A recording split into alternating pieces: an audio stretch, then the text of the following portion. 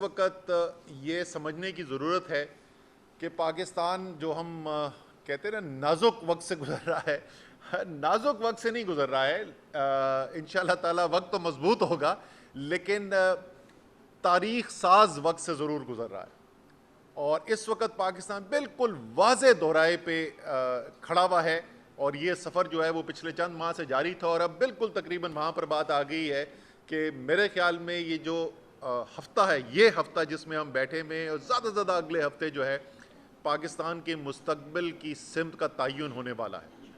ایک طرف پاکستان کے اوپر کچھ قوتیں، کچھ سیاسی جماعتیں، کچھ خود غرض ٹولہ قابض ہے جو اس وقت اپنی صرف سیاسی نہیں، اپنی صرف مالی اور اپنی چرائی ہوئی دولت کی جنگ نہیں لڑ رہا، بلکہ پاکستان کس قسم کا ہوگا اس کی جنگ لڑ رہا ہے کہ کیا پاکستان اسی طریقے سے چلتا رہے گا کہ جہاں پر بند کمروں کے اندر طاقتور طبقے آپس میں بیٹھ کے ڈیلیں کر کے یہ فیصلہ کریں، اور اکثر غیر ملکی آشیرواد کے اندر کے ساتھ یہ فیصلہ کریں کہ پاکستان کو کس طرف لے کے جانا ہے، کس جنگ میں پاکستان نے شامل ہو جانا ہے، کس کی حکومت آنی ہے، کس کی رہنی ہے، کس کی نہیں رہنی، یا پاکستان جو ہے یہ 22 کروڑ کا پاکستان بنے گا، یا وہ پاکستان بنے گا جو قائد اعظم نے جس کا سوچا تھا، ایک جمہوری وطن، ایک آئین کی بنیاد کے اوپر کام کرنے والے پاکستان نے بننا ہے۔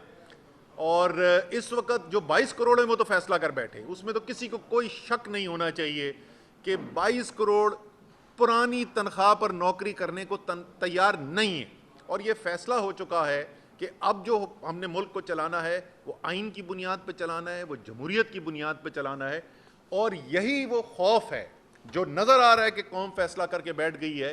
یہی وہ خوف ہے جس کی وجہ سے آج کل آپ کو ایسے ایسے اقدامات نظر آ رہے ہوں گے جس سے پریشانی بھی آپ کو ہوتی ہوگی۔ کبھی فواد چودھری کو اٹھا لیا، کبھی شیخ رشید کو اٹھا لیا، کبھی پرویز الہی کے گھر پہ دھاوا بولا جا رہا ہے، شندانہ گلزار کے اوپر FIRیں کاٹی جا رہی ہیں، ایک ہیجان کی کیفیت نظر آتی ہے، اور اس کی وجہ یہ ہے کہ ان کو نظر آ رہا ہے کہ یہ جو پرانا نظام تھا اس کے دن اب ختم ہوتے چلے جا رہے ہیں۔ وہ ہم بچپن سے پڑھا کرتے تھے، دیواروں کے اوپر لکھتے تھے کہ گرتی ہوئی دیواروں کو ایک دھکا اور دو، وہ دھکا آ گیا، یہ دیوار گر رہی ہے، اب یہ جو مرضی کر لیں، جتنی مرضی کوشش کر لیں، یہ روک نہیں سکتے، کیونکہ وہ کہتے ہیں، انگریزی میں کہتے ہیں idea whose time has come cannot be stopped۔ یہ وہ فیصلہ ہے جو قوم کر بیٹھی ہے، اس کو اب کوئی روک نہیں سکتا، چاہے کتنا اپنے آپ کو طاقتور سمجھتا ہو، وہ اس کو روک نہیں سکتا۔ جب ایک 22 کروڑ کی قوم، ایک غیرت مند دلیر قوم فیصلہ کر لے تو اس کے فیصلے کو روکا نہیں جا سکتا۔ وہاں پر پاکستان کھڑا ہے، ہر طبقے کو اس جد و جہد کے اندر شامل ہونے کی ضرورت ہے۔ یہ جنگ کسی سیاسی پارٹی کی نہیں ہے، کسی سیاسی لیڈر کی نہیں ہے، کسی ایک شخص کی نہیں ہے، یہ کوئی ذاتی مفاد کے لیے نہیں ہے، یہ قوم کی جنگ ہے، یہ آپ کی، میری، جو میری عمر کے لوگ ہیں ان کے بچوں کی جنگ ہے۔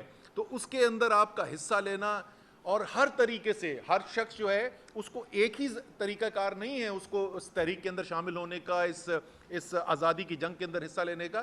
اگر آپ شعبے کے اندر مہارت رکھتے ہیں تو یہ جنگ تو جیسے میں نے کہا یہ تو پاکستان کی قوم نے جیتنی ہے، پاکستان کی عوام نے جیتنی ہے، تو لکھ دیا جا چکا ہے، اس کی تو فکر نہیں ہونی چاہیے، لیکن آگے پھر پاکستان کو واپس پیروں پر بھی تو کھڑا کرنا ہے نا، واپس جو اس وقت زخمی قوم ہے اس کے زخم بھی تو بھرنے ہیں نا۔ تو ہر شعبے کے اندر بشمول ہیلتھ کیئر کے شعبے کے ہمیں ضرورت ہے کہ پاکستان کے وہ لوگ جو دل میں رکھتے ہیں، پاکستان کی لگن رکھتے ہیں، پاکستان کے لیے کی بہتری دیکھنا چاہتے ہیں، جنہوں نے اپنا مستقبل یہ پاکستان کو بنایا ہوا ہے، وہ سب مل کر اس کاوش کے اندر حصہ لیں۔ آخری حصہ جس کی میں بات کروں گا وہ ہے اس وقت معیشت کی صورتحال۔ اس وقت IMF کا مشن یہاں پر آیا ہوا ہے، اور IMF کے ساتھ حکومت کے مذاکرات چل رہے ہیں، اور جیسے اس حکومت کی باقی تمام چیزیں ہوتی ہیں، جھوٹ کے پاؤں نہیں ہوتے، تو اسی طریقے سے یہ پورا IMF کا جو معاملہ ہے اس کے اوپر ایک عجیب و غریب آج کل ہم ٹیلی ویژن کے اوپر کہانیاں سنتے ہیں۔ ذرا سا واپس یاد دلا دیں کہ پاکستان جو ہے جس وقت حکومت عمران خان کی ختم ہوئی، جس وقت بیرونی مداخلت کی بنیاد کے اوپر ایک رجیم چینج آپریشن کیا گیا، اور اس رجیم چینج آپریشن کے لیے عدم اعتماد کا ووٹ لایا گیا، تو اس وقت 7th ریویو IMF کا چل رہا تھا۔ اس کے بعد اس کے حتمی سٹیجز کے اندر تھا جس کے اندر بات چیت جاری تھی. عمران خان کا یہ کی خواہش تھی کہ پاکستان کے عوام کو عالمی منڈی کے اندر تیل کی قیمتیں بہت زیادہ بڑھ گئی تھیں, اس کے اثر سے بچایا جا سکے جب تک کہ وہ قیمتیں واپس نیچے نہیں آ جاتی. اور تمام ایکسپرٹس یہ کہہ رہے تھے, ماہرین کہہ رہے تھے کہ چند ماہ کے اندر قیمتیں نیچے آ جائیں گی, اور جیسا کہ ہوا, جو تیل $120 پہ پہنچا ہوا تھا وہ $80 تک واپس آیا. اس وقت $40 اس کے اندر کمی ہو چکی ہے. تو انہوں نے کہا کہ اس عرصے کے اندر اپنی عوام پر بوجھ ڈالنے کی بجائے ہم اور کچھ اخراجات میں کمی کرتے ہیں اور اس پیسے سے سبسڈی دیتے ہیں. یہ واحد چیز تھی جس کے اوپر IMF کے ساتھ بات چیت چل رہی تھی. ان کی حکومت آئی. حکومت آنے کے بعد ایک دن یہ کہتے تھے کہ ہم جو کرنے جا رہے ہیں ہم کیا کریں, ہمارے تو ہاتھ بندھے میں, یہ عمران خان کا معاہدہ تھا. پھر اگلے دن وہ کہتے تھے انہوں نے IMF کے معاہدے جو ہے اس کی خلاف ورزی کی, اس لیے IMF کے ساتھ معاہدہ نہیں تھا. پہلے تو یہ کچھ 6 ہفتے 8 ہفتے یہی تماشا چلتا رہا, روز ان کا بیان بدلتا رہا. آخر کار ستمبر کے مہینے میں آ کر ان کا معاہدہ IMF کے ساتھ ہو گیا, اور ستمبر کے مہینے کا مطلب کہ عمران خان کی حکومت ختم ہوئے ہوئے 5 ماہ گزر چکے تھے. تو ظاہر ہے یہ اس حکومت کا سائن کیا ہوا, ان کے دستخط شدہ معاہدہ ہوا. اس کے اوپر پہلے پیسے بھی ریلیز ہو گئے, پاکستان کو پیسے ملے. اس کے بعد کیونکہ اسحاق ڈار جو ہیں وہ چاہتے تھے, ان کی شدید خواہش تھی کہ مفتاح اسماعیل کو ان کی کرسی سے ہٹایا جائے, تو انہوں نے کہا کہ یہ تو تباہ ہو گئے اور برباد ہو گئے. مفتاح نے پاکستان کی معیشت کو تباہ و برباد کر دیا, اور یہ IMF کے سامنے لیٹ گیا, اور میں بہت ببر شیر ہوں, اور میں آ کے جو ہے نا وہ سب سنبھال لوں گا, اور IMF کو میں دیکھ لوں گا. یہ ان کے الفاظ تھے, دیکھ لوں گا, میں اپنی زبان میں بات کروں گا. تو وہ آ گئے, انہوں نے اپنی زبان میں جو بات کرنی شروع کی, وہ معاہدہ جو ہے وہ پھر رک گیا. اب زر مبادلہ کے ذخائر گرتے چلے جا رہے ہیں. مہنگائی پاکستان کی تاریخ کی بدترین مہنگائی سے ہم گزر رہے ہیں. ہزاروں کاروبار بند ہو چکے ہیں, لاکھوں لوگ بے روزگار ہو چکے ہیں. یہ آپس کی ان کی لڑائی ختم نہیں ہوتی, اور جب بالکل ہاتھ سے ان کے معاملات نکل گئے ہیں تو اب انہوں نے پھر کہنا شروع کر دیا کہ وہ عمران خان کا معاہدہ تھا. او بھائی, عمران خان کا معاہدہ تھا تو یہ آپ مذاکرات کر کس سے رہے ہیں؟ یہ IMF کی ٹیم یہاں پہ کیوں آئی ہوئی ہے؟ وہ یہاں پہ ان کو کسی نے بتایا تھا کہ اسلام آباد کا موسم بہت اچھا ہے, جو واقعی میں ہے بہت اچھا, لیکن میرے خیال میں اسلام آباد کا اچھا موسم انجوائے کرنے کے لیے نہیں آئے ہوئے. IMF کی ٹیم یہاں پہ آئی ہوئی ہے حکومت کے ساتھ معاہدے کی نیگوسیشنز کرنے کے لیے. تو اگر معاہدہ پرانا عمران خان کا, تو نیگوسیشن ہو کس بات پہ رہی ہیں؟ تو خدا کا واسطہ جھوٹ بولنا چھوڑ دیں.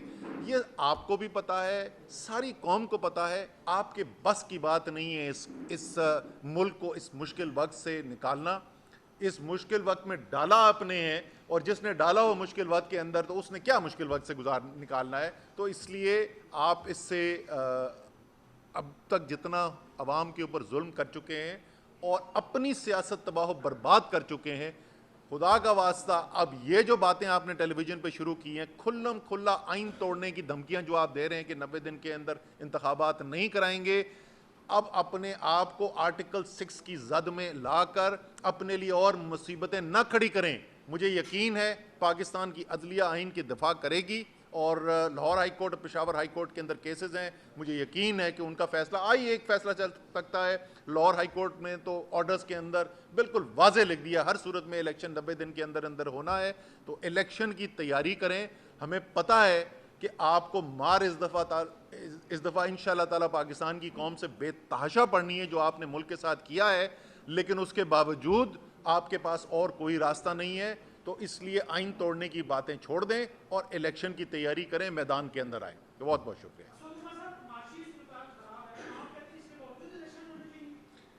سر, الیکشن نہ ہونے کی وجہ سے معاشی صورتحال خراب ہے. یہ ایسا نہیں ہے کہ معاشی صورتحال جو ہے وہ خود بخود خراب ہو گئی. 2 مختلف قسم کے وجوہات ہوتی ہیں جن کی وجہ سے معاشی صورتحال خراب ہو سکتی ہے. یا تو قدرتی آفات آتی ہیں, یا کوئی بیرونی ایسی صورتحال پیدا ہو جاتی ہے جس کے اندر ایک اچھی بلی چلتی ہوئی معیشت جو ہے وہ خرابی کا شکار ہو جاتی ہے. یہاں پر آپ کی معیشت جو ہے وہ 6% سے اس میں اضافہ ہو رہا تھا, آپ کی صنعتوں کے اندر 12% کا اضافہ ہو رہا تھا, آپ کی زراعت کے اندر 5 میں سے 4 فصلوں میں ریکارڈ فصلیں ہو رہی تھیں, آپ کی IT کی ایکسپورٹ جو ہے وہ 35% ایک سال, 43% ایک سال ان میں اضافہ ہو رہا تھا, آپ کی ترسیلات زر کے اندر تیزی سے اضافہ ہو رہا تھا, آپ کی برآمدات کے اندر تیزی سے اضافہ ہو رہا تھا. خرابی آئی جس وقت آپ نے سیاست کے اندر انتشار پیدا کیا, بیرونی مداخلت ہوئی, رجیم چینج آپریشن ہوا, تو جو خرابی سیاست سے پیدا ہوئی ہے وہ سیاسی معاملہ ٹھیک کیے بغیر کبھی بھی ٹھیک نہیں ہو سکتی. آپ مزید کھائی میں گرتے چلے جائیں گے. سو الیکشن واحد حل ہے.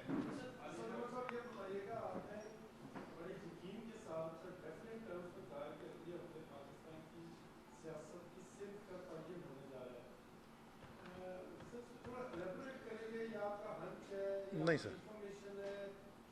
سر نہ میرا ہنچ ہے نہ میری انفارمیشن ہے. یہ میری بڑی سادہ ایک پاکستان کے آئین کا طالب علم ہونے کی وجہ سے میں یہ کہہ رہا ہوں, کیونکہ انہوں نے پوری کوشش کر لی کہ کسی طریقے سے عوام یہ فیصلہ نہ کر سکیں کہ ملک کو کدھر لے کر جانا ہے. لیکن جو فیصلہ کیا گیا خیبر پختونخوا پنجاب اسمبلیوں کو تحلیل کرنے کا, پہلے انہوں نے کہا کہ یہ ووٹ پورے نہیں کر سکیں گے, وہ 186 پورے ہو گئے. پھر انہوں نے کہا پرویز الہی نہیں تحلیل کرے گا, پرویز الہی نے تحلیل کر دی, اسمبلی خیبر پختونخوا تحلیل ہو گئی.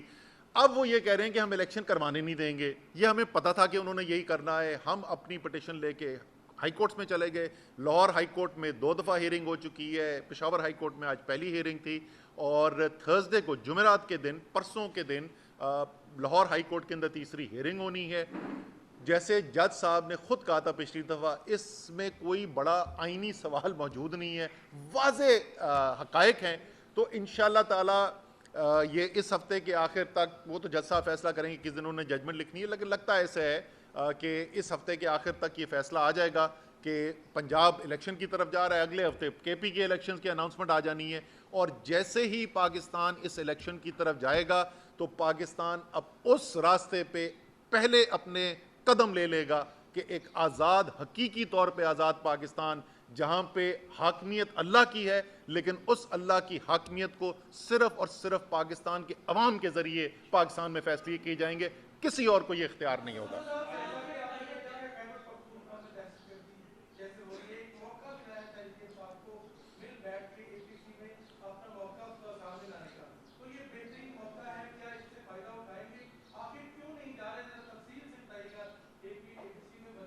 اچھا پہلے تو ان سے بولیں امپورٹڈ گورنمنٹ سے کہ ایک فیصلہ کر لیں کہ ہم دہشت گرد ہیں یا نہیں ہیں. ہم ساری جو لیڈرشپ ہے تحریک انصاف کی, تمام تحریک انصاف کی لیڈرشپ کے اوپر آپ نے کاٹے میں دہشت گردی کے پرچے, اور آپ کہہ رہے ہیں دہشت گردوں کو انوائٹ کر رہے ہیں کہ آ کر, اور وہ بھی انویٹیشن کوئی کاغذ میں نہیں. یہ سینٹرل آفس ہے, میں نے یہاں پورا آفس چیک کروا لیا بھائی, کہیں پہ کوئی آپ کو انویٹیشن نظر آیا؟ کہیں نہیں نظر آیا. یہ ٹی وی کے بیانات ہیں صرف. آپ کہہ رہے ہیں کہ دہشت گردوں کو بلا کے ہم یہ پتا کریں گے کہ دہشت گردی کیسے روکی جا سکتی ہے. میں آپ کو بتاتا ہوں دہشت گردی اس وقت پاکستان میں 2 لوگ کر رہے ہیں.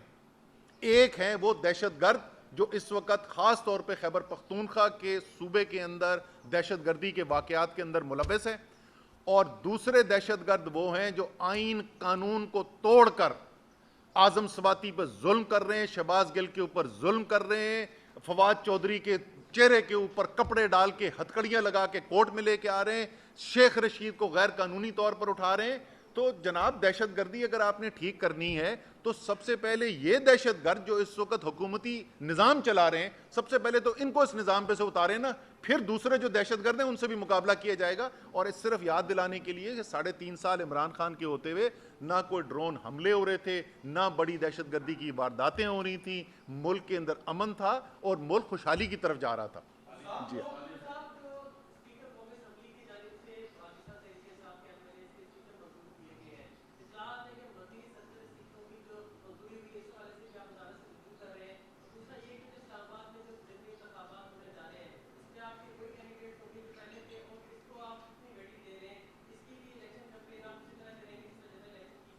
اچھا, دوسرے والا جو آپ کا سوال ہے کہ اسلام آباد میں کیا کینڈیڈیٹس وہی ہوں گے, جی وہی 3 کینڈیڈیٹس ہوں گے. ابھی میں 2 بجے جاؤں گا اپنے کاغذات جمع کرانے کے لیے, اور بڑی مشکل سے کسی الیکشن میں آئے. یہ تو ہر الیکشن سے بھاگے ہوئے. اسلام آباد کے لوکل گورنمنٹ کا الیکشن کا آرڈر ہائی کورٹ کا آرڈر ہوا, ووٹر وہاں پہ موجود, تحریک انصاف کا ورکر وہاں پہ موجود, میڈیا وہاں پر موجود, اور یہ ادھر سے بھاگ گئے تھے. تو اب آپ کے ذریعے میری ان سے درخواست صرف یہ ہے کہ یار ہن نہ نس جانا, ٹھیک ہے نا, اب آؤ میدان کے اندر, کم سے کم آ کے ادھر مقابلہ تو کرو نا. جہاں تک آپ کے پہلے سوال کا وہ ہے, اس وقت جو ہے جو ہمارے آخری 43 MNA جو ڈی نوٹیفائی کیے گئے تھے ان کے استعفے واپس لے لیے گئے تھے. اور انہوں نے کیوں لیے تھے؟ کیونکہ سپریم کورٹ کے اندر ہماری ہیئرنگ گئی. سپریم کورٹ کے اندر کورٹ نے بھی ہم سے یہ کہا کہ جی آپ دوبارہ ریکنسیڈر کریں کہ آپ کو تو کورٹ کے اندر اسمبلی کے اندر ہونا چاہیے.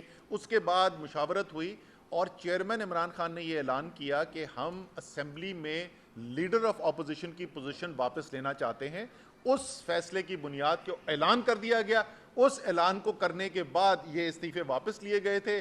اور وہ سپیکر جو کہہ رہا تھا کہ جب تک میں انفرادی طور پر مل نہ لوں لوگوں سے قانون کی لوازمات پورے نہیں ہوتے, اسی سپیکر نے بغیر کسی سے ملے ہوئے استعفے منظور کر دیے. تو میرے خیال میں قانونی طور پہ جو سپیکر صاحب نے کیا ہے, جو پہلے کیا تھا استعفے نامنظور کر کے, وہ بھی قانون کی خلاف ورزی تھی, اور جو اب کیا ہے وہ بھی قانون کی خلاف ورزی ہے, کیونکہ ان کا کوئی کام قانون کی بنیاد پہ ہوتا ہی نہیں. ان کے سارے فیصلے جو ہیں اپنی ذاتی سیاست کی بنیاد پہ ہوتے ہیں. بہت شکریہ جی.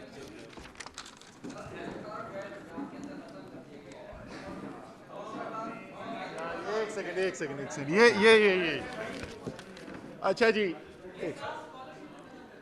جی یہ ایک آخری چیز میں اس کے اوپر ضرور بات کر لیتا ہوں کہ یہ جو فیصلہ کیا گیا ہے, مطلب آپ ظلم دیکھیں,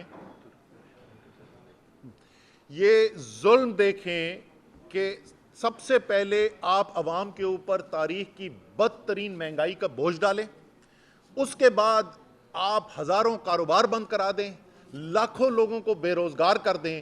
اور اس حالت میں جہاں مزدور کو یہ نہیں سمجھ میں آ رہی, ایک غریب آدمی چھوڑیں اس وقت متوسط طبقے کو یہ نہیں سمجھ میں آ رہی, سفید پوش کو یہ نہیں سمجھ میں آ رہی کہ وہ اپنی بنیادی ضروریات کیسے پورا کرے گا. وہ کام عمران خان کا تاریخی کام کہ ہیلتھ کارڈ دینا, ایک صحت کارڈ دینا, جس سے اگر وہ بیمار ہو اور بیماری بھی ایسی ہو کہ وہ ہسپتال میں چلا جائے, اس کو کوئی آپریشن کرانا پڑے خدا نخواستہ, کم سے کم ریاست اس کے اخراجات پورے کرے. اس کارڈ کو بند کرنے سے کا مطلب ہے کہ یہ لوگ جو ہیں وہ سفاک لوگ ہیں. یہ وہ لوگ ہیں, وہی حکومت جو 50% ابھی تنخواہیں اضافہ کرنے کا انہوں نے اعلان کیا ہے, وہی حکومت جن کا وزیر جو خارجہ ہے وہ پاکستان میں بیٹھتا نہیں, کروڑوں روپے اس نے خرچ کرا دیے. وہی حکومت جو ابھی بھیک مانگنے کے لیے گئی تھی جنیوا میں, تو کروڑوں روپے خرچ کر دیے مہنگے ترین ہوٹلوں میں ٹھہرنے کے لیے. وہ ایک متوسط طبقے کے انسان کو, ایک غریب انسان کو یہ کہتے ہیں کہ تم اگر بیمار ہو, جو ہم نے تمہارے ساتھ کیا ہے, اور تمہیں خدا نہ خواستہ تم بیمار ہو کے ہسپتال ہو جاؤ تو تم علاج بھی نہ کروا سکو اور تمہارا صحت کارڈ ہم بند کر دیں گے. صرف اس کی مذمت نہیں ہونی چاہیے. اس کے اوپر تو میری ذاتی خیال کے اندر یہ معاشی دہشت گردی کے زمرے میں آتا ہے, اور اس کے اوپر دہشت گردی کا پرچہ کٹنا چاہیے جو انہوں نے کیا ہے لوگوں کے ساتھ. آخر میں ایک اور چیز جس کا میں ذکر کرنا مجھے پہلے کرنا چاہیے تھا, ہمارا بہت ہی قریبی دوست ملک ترکی, اس کے علاوہ سیریا کے اندر بھی اور 7 ممالک کے اندر جو زلزلے آئے ہیں اور جو لوگ وہاں پر جاں بحق ہوئے ہیں, شہادتیں ہوئی ہیں, ہم ان کے ساتھ اظہار یکجہتی کرنا چاہتے ہیں. اور مجھے یقین ہے کہ ہماری حکومت جو ہے, ہماری ریاست جو ہے, جس طریقے سے ہر مشکل وقت کے اندر ترکی ہمارے ساتھ کھڑا ہوتا ہے, تو پاکستان بھی پہلے کی طرح اب بھی ترکی کے ساتھ شانہ بشانہ نظر آئے گا.